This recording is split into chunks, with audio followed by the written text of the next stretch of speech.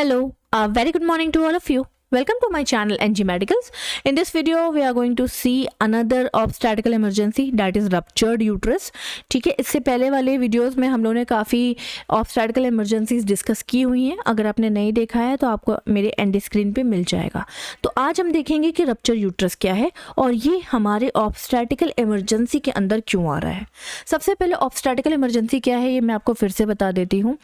वो पीरियड चाहे वो प्रेगनेंसी के दौरान का पीरियड हो डेट इज़ एंटीनेटल, चाहे वो लेबर के टाइम का पीरियड हो डेट इज़ इंट्रानेटल, चाहे वो लेबर के तुरंत बाद का पीरियड हो डेट इज़ पोस्टनेटल. इसमें कोई भी प्रॉब्लम आती है, कैसी प्रॉब्लम? ऐसी प्रॉब्लम जो मदर और बेबी को हार्म कर सकती है बहुत ज़्यादा. ठीक है, डैट इज़ ऑब्स्टेट्रिकल इमरजेंसी. ऐसी प्रॉब्लम जो कि मदर और बेबी की मोर्टेलिटी मॉर्बिडिटी रेट को इंक्रीज करती है, डैट इज़ ऑब्स्टेट्रिकल इमरजेंसी. ऐसी कंडीशन जिसमें हमें क्रिटिकल थिंकिंग की ज़रूरत पड़ती है, जिसमें हमें तुरंत मैनेजमेंट की ज़रूरत पड़ती है, जिसमें अगर हम मैनेज नहीं कर पाए तो मदर बेबी दोनों की डेथ हो सकती है, दैट इज़ ऑब्स्टेट्रिकल इमरजेंसी. तो उसमें से एक हमारा रप्चर्ड यूट्रस भी है. भाई रप्चर्ड का मतलब क्या है? सिंपल सी चीज़ है. किसी चीज़ को आप फाड़ दो, तोड़ दो, किसी चीज़ को आप किसी चीज़ में ब्लास्ट हो जाए, दैट इज़ रप्चर. जो चीज़ फट गई हो, जिस चीज़ में टीयर हो गया हो, डैट इज़ रप्चर. किस चीज़ में टीयर की बात चल रही है? यहाँ पे यूट्रस की बात चल रही है. सबसे पहले यूट्रस क्या है? यूट्रस एक तरह का रिप्रोडक्टिव ऑर्गन है, जिसे आप मेन रिप्रोडक्टिव ऑर्गन भी बोल सकते हो. सिर्फ फीमेल में देखने को मिलता है. क्यों? क्योंकि इसका मेन काम क्या है? पहला काम है कि ये पीरियड्स लाने में हेल्प करता है. कैसे? आपको पता है कि जो inner layer of the uterus होती है, यानी कि बच्चेदानी के सबसे अंदरूनी जो लेयर होती है, ये पीरियड्स के टाइम पे अपने आप को तोड़ देती है और ब्लड के फॉर्म में बाहर निकल जाती है. ठीक है, इसको हम बोलते हैं एंडोमेट्रियम लेयर. राइट, तो पहला तो ये काम हो गया. दूसरा काम क्या है? अब आप इस यूट्रस को देख सकते हो कि इसके अंदर यहाँ पे स्पेस है, खाली जगह है. ठीक है, तो ये खाली जगह क्यों है? ये खाली जगह इसलिए है कि बच्चे की ग्रोथ एंड डेवलपमेंट करा सके. ठीक है, हम सभी जानते हैं कि मदर के अंदर बेबी का ग्रोथ एंड डेवलपमेंट होता है. 9 महीने की प्रेगनेंसी होती है, उसको कंप्लीट करने के बाद बेबी बाहर आ जाता है. बट क्या आपने सोचा है कि ये 9 मंथ की प्रेगनेंसी में बच्चा अपने आप को ग्रो कहाँ पे करता है? सिंपल सी चीज़ है, यूट्रस के अंदर करता है. यूट्रस के अंदर कौन से एरिया में? कैविटी में करता है. ठीक है, सो दूसरा इसका बड़ा काम क्या है कि ये एक बेबी को 9 मंथ तक शेल्टर प्रोवाइड करता है, या आप कह सकते हो होम प्रोवाइड करता है उसके प्रॉपर ग्रोथ एंड डेवलपमेंट के लिए. राइट, ठीक है. लेयर्स की अगर आप बात करोगे तो इनर लेयर की तो हम लोगों ने बात कर ली कि भाई इनर लेयर है. बीच वाली जो लेयर है जिसके अंदर रिच ब्लड सप्लाई होती है, और ये ब्लड सप्लाई आपके इनर लेयर में भी जाती है और आउटर लेयर में भी जाती है. ये कौन सी लेयर है? आपकी मायोमेट्रियम लेयर. ठीक है, M for myo, M for middle, याद रखना. थर्ड लेयर है आपकी perimetrium, P for peri, P for par, यानी कि उस पार, सबसे दूर वाली लेयर.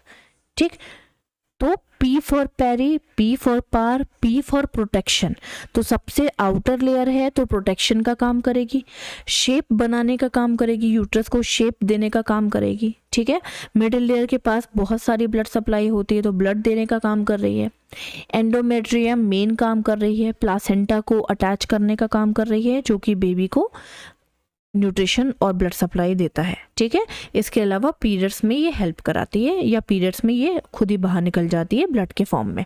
आई थिंक आपको इतना क्लियर हुआ होगा.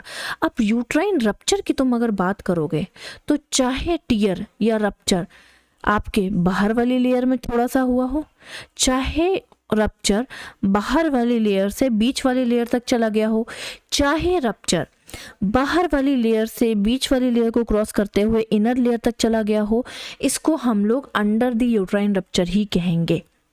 ठीक है, तो आई थिंक आपको क्लियर हुआ होगा. चाहे एक लेयर में रप्चर हो, चाहे दोनों लेयर में रप्चर हो, चाहे तीनों लेयर में रप्चर हो, हम इसे यूट्राइन रप्चर कहेंगे. क्वेश्चन ये उठता है कि भाई इसको हम ऑब्स्टेट्रिकल इमरजेंसी के अंडर में क्यों काउंट कर रहे हैं? तो सिंपल सी चीज़ है, ऑब्स्टेट्रिकल इमरजेंसी क्या है? ड्यूरिंग प्रेगनेंसी, ड्यूरिंग लेबर, या आफ्टर द प्रेगनेंसी, कोई भी ऐसी इमरजेंसी जिसमें मदर और बेबी की morbidity and mortality rate increase हो जाए, जान और माल का खतरा. ठीक है, तो उसको हम लोग ऑब्स्टैटिकल इमरजेंसी कहेंगे। ठीक, वो इमरजेंसी जिसमें हमें क्रिटिकल थिंकिंग की ज़रूरत पड़ती है, वो इमरजेंसी जिसमें हमें अर्जेंट मैनेजमेंट की ज़रूरत पड़ती है ताकि हम बेबी और मदर को बचा सकें। ठीक है, डैट इज़ ऑब्स्टैटिकल इमरजेंसी। अगर यूट्रस रप्चर हो जाता है, फट जाता है, तो क्या लगता है आपको, बेबी बच पाएगा? यूट्रस के फटने की वजह से मदर बच पाएगी? नहीं। अगर बहुत ज़्यादा टीयर हो गया, तीनों लेयर रप्चर हो गई, तो यहाँ पे बेबी और मदर दोनों की डेथ हो सकती है, राइट। इसीलिए ये ऑब्स्टैटिकल इमरजेंसी है। और अगर कोई भी लेयर में कोई प्रॉब्लम आई तो बेबी तक न्यूट्रिशन पहुँचने में प्रॉब्लम हो सकती है, दैट इज़ ऑब्स्टैटिकल इमरजेंसी। ठीक है, ओके, इंट्रोडक्शन देख लेते हैं। तो यूट्राइन रप्चर ग्रेव डिजीज़ है। ग्रेव मतलब होता है डेडली, जाहिर सी बात है, डेथ होने के हाई चांसेस है, इसलिए डेडली डिजीज है। ठीक है, इसके अलावा ये डेडली इसलिए भी है क्योंकि यहाँ पे मदर की और बेबी की मोर्टेलिटी रेट भी बढ़ रही है। ठीक है, और प्रीनेटल यानी कि बेबी, देखो यहाँ पे मदर और बेबी दोनों की बात चल रही है, मोर्टेलिटी रेट यानी कि डेथ रेट हाई होने के चांसेस हैं। ओके, इंसिडेंस रेट की अगर तुम बात करोगे तो ये बहुत कम देखने को मिलता है, क्योंकि ये सारी प्रॉब्लम अगर नॉर्मली हो रही होती ना तो हर दूसरी मदर में आपको ऑब्स्टैटिकल इमरजेंसी देखने को मिल जाती, बट ऐसा नहीं होता है। नेचुरली हमारी बॉडी इतनी ज़्यादा ऊपर वाले ने अच्छी सी बनाई है कि हमारे साथ ये सारी प्रॉब्लम बहुत रेयर केसेस में होती हैं। ठीक है, तो कितना इंसिडेंस है, 0.05% केवल आपको सारी प्रेगनेंसी में देखने को मिल सकता है। 0.8% आपको उन केसेस में देखने को मिल सकता है जिनकी पहली डिलीवरी हो चुकी है, लेकिन सिजेरियन सेक्शन से, बड़े ऑपरेशन से। ठीक है, LSCS का क्या मतलब है, that is lower segment caesarean section. ये वाला जो कट है ना, ऐसे वाला, this is LSCS। Lower segment में सिजेरियन सेक्शन किया गया, this is LSCS। More than 5% cases आपको दूसरी तरह के सिजेरियन सेक्शन में देखने को मिल सकते हैं, that is classical caesarean section. तो आपके पास एक ऐसा कट है और एक ऐसा कट है। अगर इस तरह से कट लगाओगे नीचे की ओर, that is lower segment caesarean section, और इस तरह से सीधा सीधा कट लगाओगे वर्टिकली, ठीक है, that is classical caesarean section. दोनों ही कंडीशन में चांसेस हैं कि यूट्रस रप्चर हो सकता है। क्यों हो सकता है भाई, सिंपल सी चीज़ है, आपके यूट्रस में कॉन्ट्रैक्शंस आते हैं और यहाँ पे कट लग चुका है। ठीक, बेबी की ग्रोथ एंड डेवलपमेंट हो रही है, एब्डोमेन बाहर आ रहा है एकदम, ये कट लगा होगा तो यूट्रस में भी कट लगा होगा। भाई यूट्रस को कट करोगे तभी तो बेबी बाहर आएगा, इसका मतलब ये कट डीप है, यूट्रस के अंदर भी है। तो जब यूट्रस अपना साइज बढ़ाएगा, जैसे जैसे बेबी का साइज बढ़ेगा, यूट्रस अपना साइज बढ़ाएगा, तो इस जगह से यूट्रस अपने आप को टीयर कर सकता है, यानी फट सकता है। ठीक है, तो इसलिए ये सारी प्रॉब्लम्स ज़्यादातर उन लोगों में देखने को मिलेंगी जिनका सिजेरियन सेक्शन हो चुका है प्रीवियसली। डेफिनेशन की अगर बात करें तो डिसोल्यूशन हो रहा है। डिसोल्यूशन मीन्स क्या होता है, डिसोल्यूशन मीन्स होता है कि किसी चीज़ का टूट जाना, किसी चीज़ का ख़त्म हो जाना, एंड हो जाना। ठीक है, एंडिंग हो रही है किसकी, continuity of the uterine wall. जो यूट्रस के वॉल है, चाहे वो अंदर वाली वॉल हो, बीच वाली हो, बाहर वाली लेयर हो, ठीक है, यूट्रस की जो वॉल है या लेयर है, वो क्या हो रही है, डिसोल्यूशन हो रही है, यानी कि एंड हो रही है। ठीक, कब एंड हो रही है, beyond the 28 weeks of the pregnancy. तो 28 वीक्स को अगर मंथ में देखोगे तो आपका 7 मंथ के अप्रॉक्स निकलेगा। ठीक है, 7th मंथ में ये प्रॉब्लम देखने को मिलेगी, क्योंकि 7, 8 और 9 मंथ जो है आपका, वो आपका है 3rd ट्राइमेस्टर। उस टाइम पे आपका बेबी ज़्यादा से ज़्यादा ग्रो और डेवलप कर रहा है, उस टाइम पे एमनियोटिक फ्लूइड भी इंक्रीज हो रहा है, उस टाइम पे हर एक चीज़ बहुत ज़्यादा बढ़ रही है, तो यूट्रस क्या हो रहा है, स्ट्रेच हो रहा है। तो इस टाइम पे स्ट्रेचनिंग की वजह से टीयर हो सकता है। नेक्स्ट देख लेते हैं टाइप्स। तो भाई सिंपल सी चीज़ है, इनकम्प्लीट और कंप्लीट, 2 टाइप्स में ये डिवाइड है। भाई आप सोच सकते हो इनकम्प्लीट का क्या मतलब है, जब तीनों लेयर टूटेंगी नहीं, ठीक है, दैट इज इनकम्प्लीट। और कंप्लीट, जब तीनों लेयर टूट गई, तीनों लेयर में रप्चर हो गई और बेबी के पार्ट्स दिखने लगे, that is complete. So simple सी चीज़ है, कंप्लीट रप्चर जो है वो बहुत ज़्यादा डेंजरस है। ओके, तो इनकम्प्लीट देखो, rupture of the all uterine layers, rupture of uterine layer but not all, ठीक है, बट नॉट ऑल, आप यहाँ पे ऐड कर देना। ओके, तो सिंपल सी चीज़ है, 2 चीज़ें मैंने आपको बता दी कि यहाँ पे रप्चर हो रहा है तो कंप्लीट यूट्रस का रप्चर हो रहा है, यहाँ पे इनकम्प्लीट यूट्रस का रप्चर हो रहा है। यहाँ पे बेबी के पार्ट्स दिखाई देने लगे, यहाँ पे बेबी के पार्ट्स दिखाई नहीं दे रहे हैं। इसमें बहुत एक्सेसिव ब्लीडिंग हो रही है, हद से ज़्यादा ब्लीडिंग हो रही है क्योंकि बहुत ज़्यादा रप्चर हुआ है। इसमें बहुत ज़्यादा ब्लीडिंग नहीं हो रही है। कंप्लीट को हम रिपेयर नहीं कर सकते हैं, आप समझो, वो कंप्लीटली रप्चर हो चुका है। अब आपका लास्ट ऑप्शन बेबी को बाहर निकालना है, ठीक है। इनकम्प्लीट को आप क्या कर सकते हो, सूचरिंग करके रिपेयर कर सकते हो, ठीक है। इसमें प्रेगनेंसी कंटिन्यू नहीं हो सकती, लेकिन इसमें प्रेगनेंसी कंटिन्यू हो सकती है। ये ज़्यादा डेंजरस है कंप्लीट, ठीक है। ऑब्वियस ही चीज़ है, पूरी तरह से रप्चर हो गया तो ये डेंजरस है, ये लेस डेंजरस है। तो ये इन दोनों के सारे डिफरेंस है। आई थिंक आपको क्लियर हुआ होगा। नेक्स्ट देख लेते हैं कॉजेज़ या रिस्क फैक्टर की बात करूँ तो मेन कॉजेज़ जो हैं वो एज सच मेन कोई कॉज नहीं है, लेकिन इसके रिस्क फैक्टर्स बहुत सारे हैं। फर्स्ट है आपका फीटो पैल्विक डिस्प्रपोर्शन। पहली चीज़, डिस्प्रपोर्शन मतलब होता है मिसमैच होना।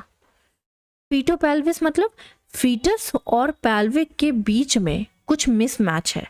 इसका मतलब ये है कि नॉर्मली आपका जो फीटस होता है वो पैल्विक को क्रॉस करके बाहर आ जाता है और डिलीवरी हो जाती है, ठीक। क्या होगा अगर फीटस का हेड पैल्विस के अंदर जा ही ना पाए? क्या होगा अगर पैल्विस का साइज छोटा हो? क्या होगा अगर पैल्विस का साइज नॉर्मल है बट फीटस का हेड बहुत बड़ा है? तो क्या लगता है आपको, बेबी का हेड जो है वो बाहर निकल पाएगा? नहीं निकल पाएगा। नहीं निकल पाएगा तो क्या होगा, बेबी बाहर नहीं निकल पा रहा है, कॉन्ट्रैक्शन बढ़ते चले जा रहे हैं, यूट्रस पर प्रेशर बढ़ता चला जा रहा है। अगर पहले से सिजेरियन सेक्शन हुआ है तो इस प्रेशर की वजह से क्या होगा, जहाँ पे सिजेरियन सेक्शन हुआ है वहाँ पे रप्चर हो जाएगा, फट जाएगा। क्यों? क्योंकि जिस टाइम पे जिस टाइम पे बेबी के हेड को पैल्विस से बाहर निकल जाना चाहिए वो नहीं निकल पाया, वो वहीं पे है। तो कॉन्ट्रैक्शन बढ़ते चले जा रहे हैं, प्रेशर बढ़ता चला जा रहा है और एट लास्ट क्या हो रहा है, रप्चर हो रहा है, ठीक है।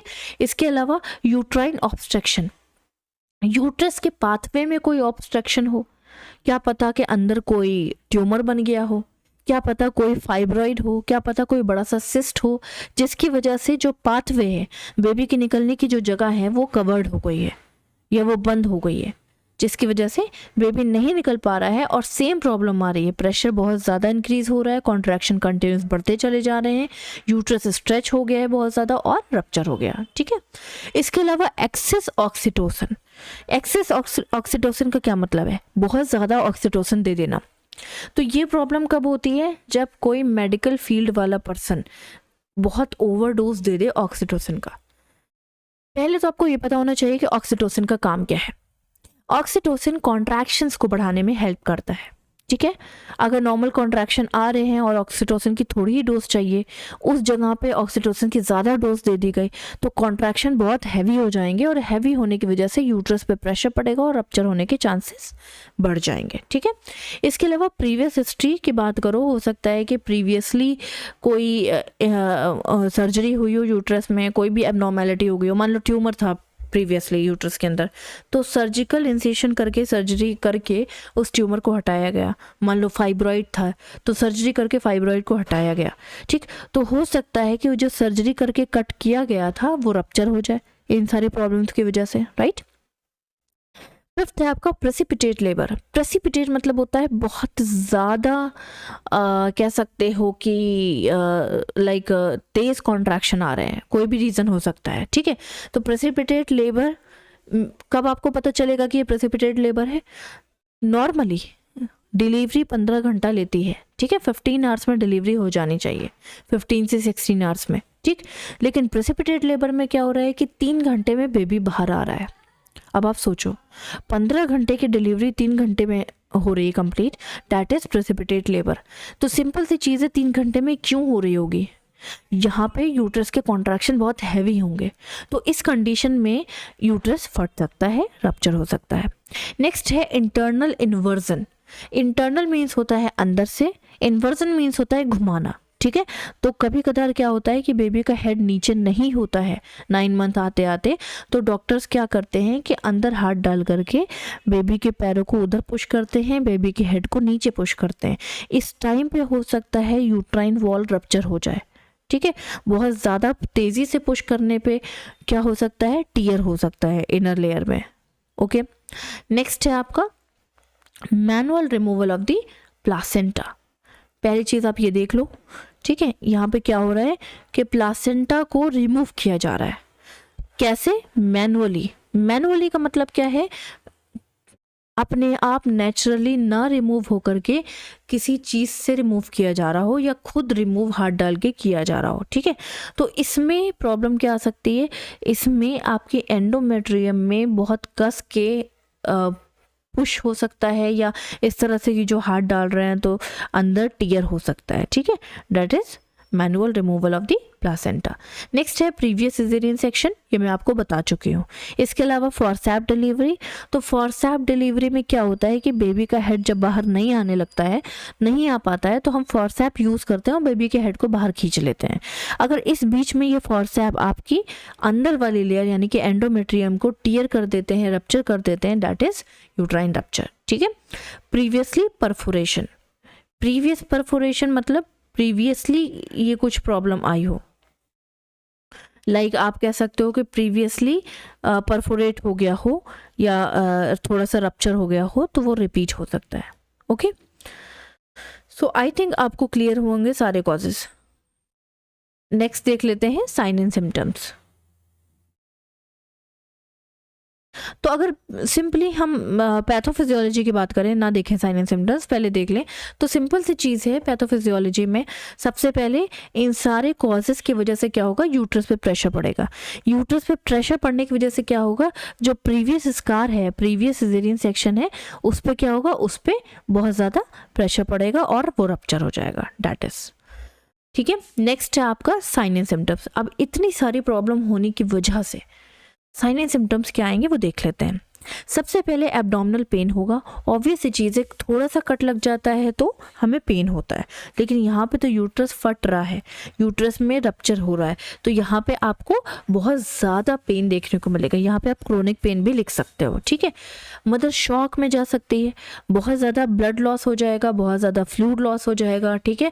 तो मदर को कौन सा वाला शॉक हो सकता है, हाइपोवॉलेमिक शॉक। हाइपो मीन्स होता है डिक्रीज्ड, वॉलेमिक मीन्स होता है फ्लूइड। फ्लूइड कम होने की वजह से हाइपोवॉलेमिक शॉक हो सकता है। इसके अलावा सेप्टिक शॉक भी हो सकता है, लेकिन सेप्टिक शॉक एकदम से नहीं होता है, बहुत लेटर सेप्टिक शॉक हो सकता है इस प्रॉब्लम की वजह से अंदर इन्फेक्शन हो जाए और सेप्टिक शॉक हो जाए।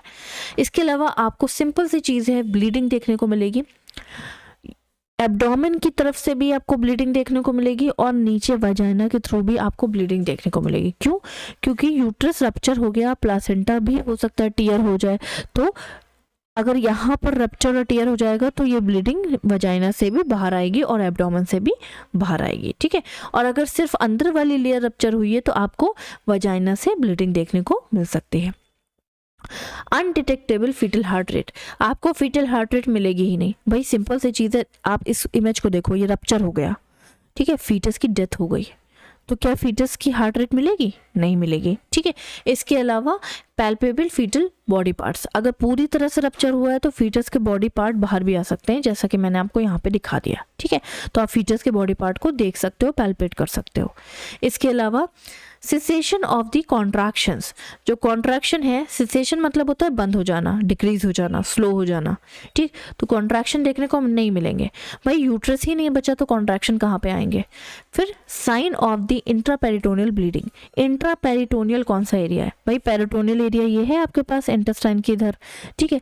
तो यहाँ पे जितनी भी ब्लीडिंग हो रही है वो यहाँ करके स्टोर हो सकती है, दैट इज इंट्रापेरिटोनियल ब्लीडिंग। इसके अलावा मोस्ट कॉमन साइन क्या है, sudden appearance of the fetal distress during labour, fetus की कंटिन्यूअस हार्ट रेट डिक्रीज होता जाएगा, फीटस कंटिन्यूअस ब्रैडिकार्डिया में चला जाएगा, that is fetal distress. Okay, next है इन्वेस्टिगेशन। तो भाई सिंपल सी चीज़ है, हर बार हम हिस्ट्री कलेक्शन, फिजिकल एग्जामिनेशन वगैरह करते हैं, लेकिन इतनी इमरजेंसी कंडीशन में आप हिस्ट्री तो नहीं लेने लगोगे। आपको दिख रहा है कि क्या प्रॉब्लम हो रही है, आप physical examine, head to toe examine तो नहीं करोगे, आपको दिख रहा है कि वहाँ पर रप्चर हो गया है, ठीक है। तो सबसे पहले जल्दी से आपको CTG, कंप्यूटर टोनोग्राफी करनी है। ये हम कब करेंगे? NST की जगह पे करेंगे, ठीक है। NST क्या है? Non stress test. Non stress test की जहाँ पे क्यों करेंगे? क्योंकि NST में लगता है टाइम, कंप्यूटर टोनोग्राफी कम टाइम लेता है। इसमें आपको मेनली 2 चीज़ें पता चलती हैं कि फीटल हार्ट रेट कितना है, इसके अलावा कॉन्ट्रैक्शंस आ रहे हैं कि नहीं आ रहे हैं। तो ये बेसिक इन्फॉर्मेशन देगा बेबी के बारे में और मदर के बारे में, ठीक है। इससे आपको क्या पता चलेगा? फीटल डिस्ट्रेस के बारे में पता चलेगा, ठीक है। इसके अलावा यूट्राइन प्रेशर यानी कि कॉन्ट्रैक्शन नहीं आ रहे हैं तो यूट्रस कैसा हो जाएगा? सॉफ्ट हो जाएगा, उसके बारे में आपको पता चलेगा, ठीक है। कितना कॉन्ट्रैक्शन लॉस हुआ है, ठीक है, ये सारी चीज़ें आपको पता चल जाएंगी। नेक्स्ट है रेडियोग्राफिक फीचर्स, यानी कि अब आपको रेडियोग्राफिक क्या करना है? अल्ट्रासोनोग्राफी कराओगे, सिंपल सी चीज़ है। अगर कम रप्चर हुआ है तुरंत अल्ट्रासोनोग्राफी कराओ, ये पता करने के लिए कि अंदर बेबी को कोई हार्म तो नहीं हुआ है, प्लासेंटा तो नहीं रप्चर हुआ है या प्लासेंटा डिटैच तो नहीं हो गया। इसके अलावा डॉपलर USG कराओगे ताकि ये पता चल जाएगा कि अंदर ब्लीडिंग अगर हो रही है तो कहाँ कहाँ पे स्टोर हो रही है, ठीक है। MRI करा लोगे, कितना डीप रप्चर हुआ है ये पता करने के लिए, ये सारी चीज़ें आपको करा लेना है। इसके अलावा ट्रीटमेंट, मेनली आपको सबसे पहले रिससिटेशन करना है। रिससिटेशन का क्या मतलब है? मदर को रिससिटेट करना है, वरना मदर की डेथ हो जाएगी। मान लो थोड़ा रप्चर हुआ है और मदर को आपने नहीं संभाला, मदर की चीज़ों को मैनेज नहीं किया, तो प्रॉब्लम क्या होगी? रिससिटेशन हो जाएगा।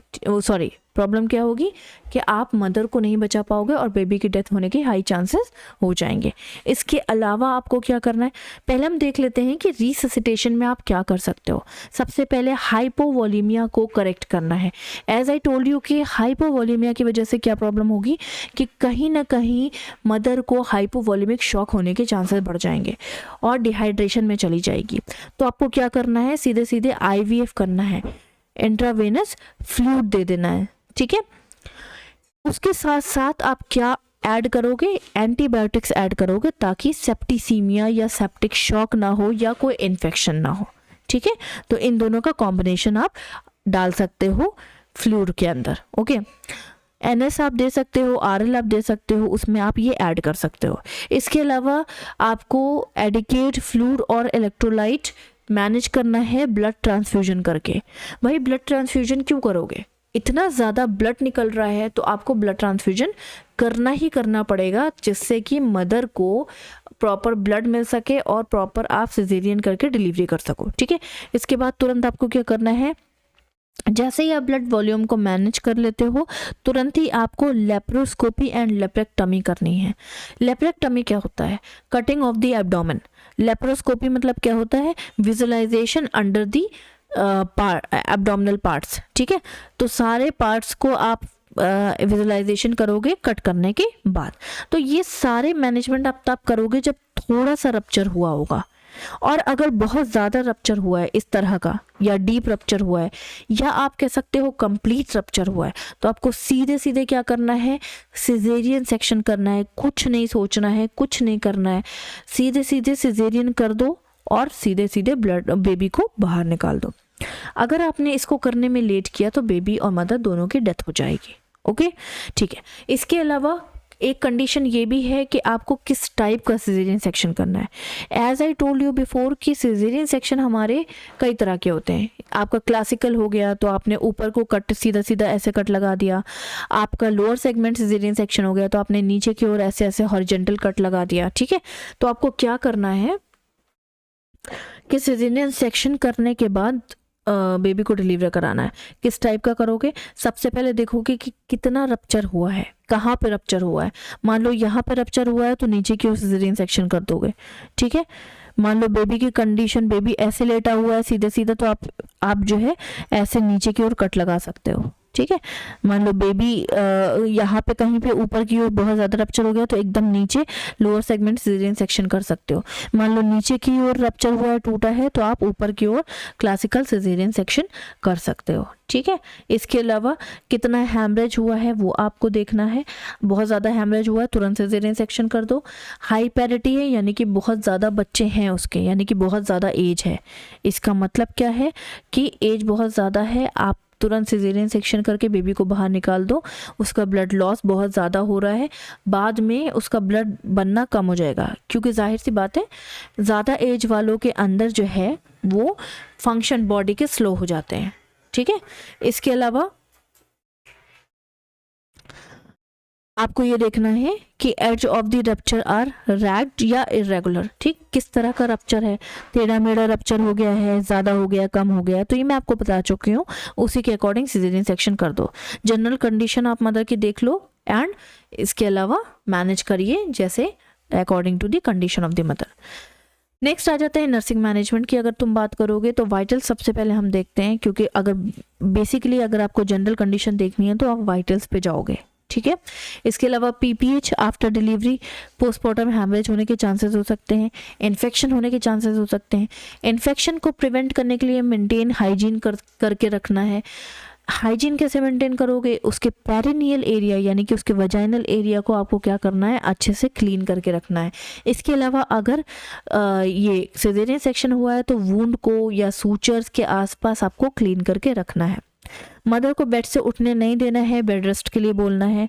अगर उसको यूरिन पास करना है तो आप कैथेटर डाल सकते हो, कैथेटर डाल के उसकी केयर करना है ताकि कैथेटर में इन्फेक्शन ना हो या कैथेटर की वजह से इन्फेक्शन ना हो। ठीक है। न्यूबॉर्न केयर करते रहना है, क्योंकि यहाँ सिर्फ मदर की बात नहीं है, रप्चर हुआ है, बेबी पे भी इफेक्ट गया है और मदर पे भी। इसके अलावा हेल्थ एजुकेशन दे दोगे, बेड रेस्ट के लिए बता दोगे, ब्रेस्ट फीडिंग कराना है। नॉर्मल डिलीवरी अगर हुई है, ठीक है, तो आधे घंटे में तुरंत वो ब्रेस्ट फीड कराने लगे। सिजेरियन डिलीवरी हुई है तो 1 घंटे बाद उसे ब्रेस्ट फीड कराना होगा। ठीक है। इसके अलावा इम्यूनाइजेशन के लिए आप बता दोगे कि इम्यूनाइजेशन कब कब कराना है, कितना इंपॉर्टेंट है, और डाइट चार्ट उसका बना दोगे कि किस तरह की उसको डाइट लेनी है। नेक्स्ट आ जाते हैं प्रिवेंटिव मेजर्स। तो प्रिवेंशन आप कैसे कर सकते हो, देखो antenatal care is the best one. ठीक है।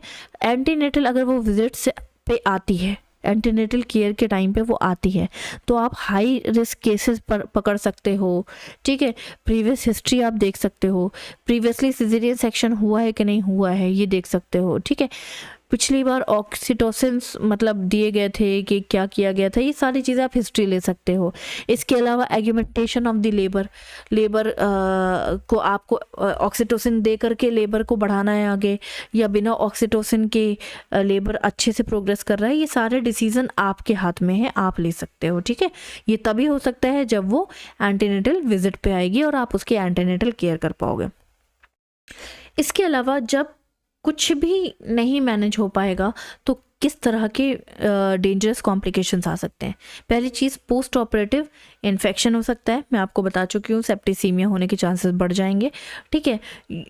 आपका डैमेज हो गया यूट्रस, इसके अलावा यूट्रस के आसपास का एरिया भी रप्चर हो सकता है, जैसे यूरिनरी ब्लैडर, आपके यूरेटर्स, ये सारी चीज़ें रप्चर हो सकती हैं।